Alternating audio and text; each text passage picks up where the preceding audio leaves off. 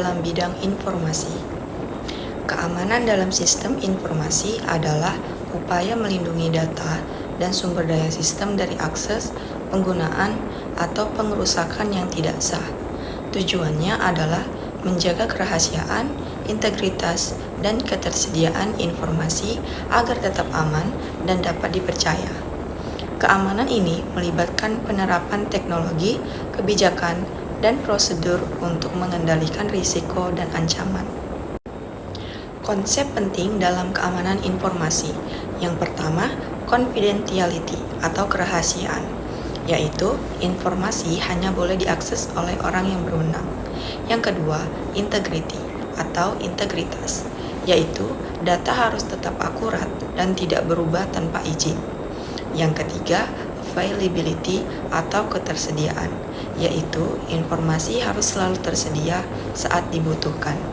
Yang keempat, authentication atau autentikasi, yaitu proses verifikasi identitas pengguna sebelum akses. Yang kelima, authorization atau otorisasi, yaitu menentukan hak akses setelah autentikasi berhasil. Yang keenam, non-repudiation, yaitu menjamin pengguna tidak bisa menyangkal tindakan yang dilakukan. 7. Audit dan monitoring, yaitu mencatat dan memantau aktivitas untuk mendeteksi pelanggaran. Ancaman dan risiko dalam keamanan sistem. Yang pertama, malware, seperti virus, worm, dan trojan, yaitu yang merusak atau mencuri data. Yang kedua, phishing dan rekayasa sosial untuk mencuri informasi. Yang ketiga, serangan DOS atau DDoS yang membuat layanan tidak bisa diakses. Yang keempat, serangan man in the middle yang menyadap komunikasi. Dan yang kelima, hacking untuk mendapatkan akses ilegal.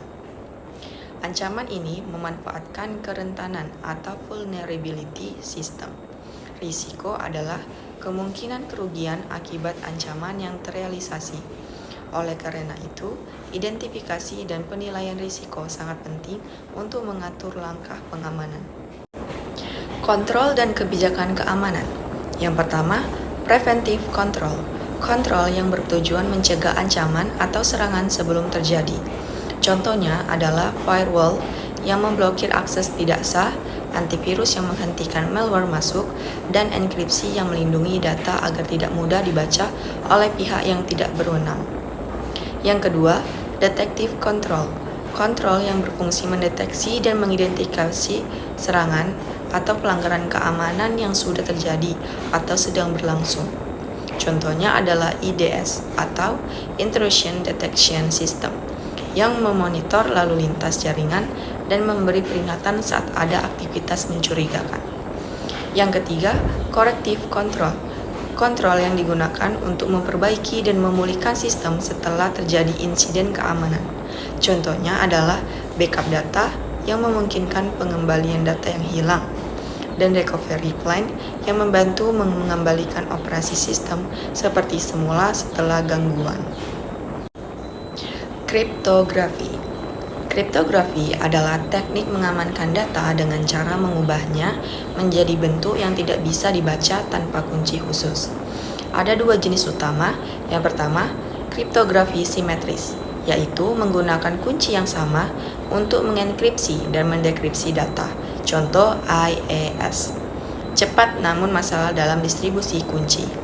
Yang kedua, kriptografi asimetris, menggunakan sepasang kunci publik dan privat untuk enkripsi dan deskripsi. Contohnya RSA, memudahkan distribusi kunci. Kriptografi juga digunakan untuk membuat digital signature atau tanda tangan digital dan fungsi khas untuk menjaga integritas data. Keamanan jaringan. Yang pertama, firewall, alat yang memfilter lalu lintas jaringan berdasarkan aturan keamanan untuk menghalangi akses tidak sah. Yang kedua, VPN, menyediakan jalur komunikasi terenkripsi melalui jaringan publik sehingga data tetap aman. Yang ketiga, IDS dan IPS. IDS mendeteksi aktivitas mencurigakan. IPS bertindak aktif untuk mencegah serangan. Yang keempat, keamanan protokol jaringan. Protokol seperti HTTPS, SSL, atau TLS digunakan untuk mengamankan komunikasi data di internet. Keamanan sistem operasi dan aplikasi. Yang pertama, pengaturan hak akses, yaitu memberikan hak yang sesuai pada pengguna untuk mengakses sumber daya, mencegah akses tidak sah. Yang kedua, patch dan update sistem, yaitu memperbaiki celah keamanan dan bug agar sistem tetap terlindungi. Yang ketiga, antivirus dan anti-malware, yaitu program yang mendeteksi dan menghapus perangkat lunak berbahaya. Yang keempat, keamanan aplikasi, yaitu melindungi aplikasi dari serangan seperti SQL injection, XSS, dan pengujian dan pengamanan. Aspek etis, legal, dan manajemen keamanan. Yang pertama, privacy data, perlindungan data pribadi pengguna dari penyalahgunaan dan kebocoran. Yang kedua, regulasi dan kepatuhan hukum, mematuhi aturan seperti UU ITE, GDPR, dan lain-lain menghindari masalah hukum. Yang ketiga, manajemen keamanan informasi, pengelolaan risiko, kebijakan, pelatihan, dan audit untuk memperoleh keamanan sistem. 4. Standar internasional, ISO atau IEC 27001 adalah standar untuk sistem manajemen keamanan informasi agar pengelolaan keamanan berjalan efektif dan terstruktur.